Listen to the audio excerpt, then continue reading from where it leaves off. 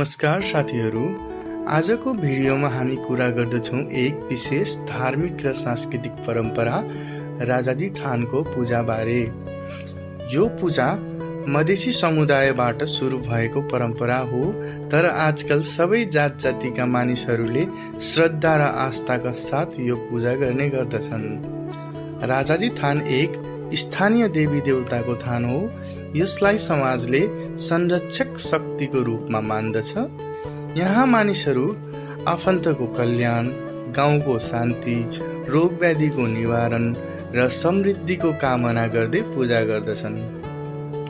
विशेष गरी राजाजीको आराधना गरिन्छ शान्ति, श्रद्धा र भक्तिको प्राप्त गर्ने उद्देश्यले।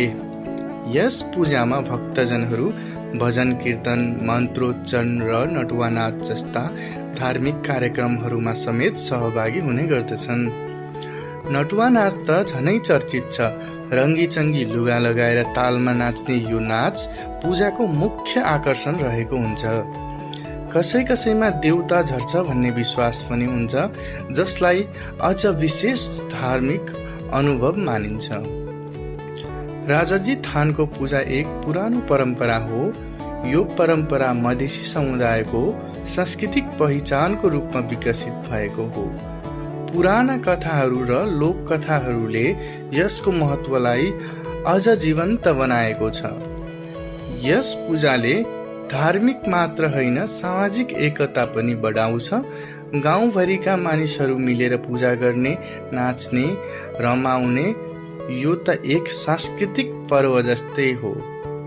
यो राजाजी थानको पूजा हाम्रो संस्कार, हाम्रो गर्व हो। यदि तपाईहरूलाई यो जानकारी उपयोगी लाग्यो भने कृपया लाइक, शेयर गर्न नबिर्सिनुहोला। फेरि भेटौँला अर्को रमाइलो र जानकारीमूलक भिडियोमा। धन्यवाद।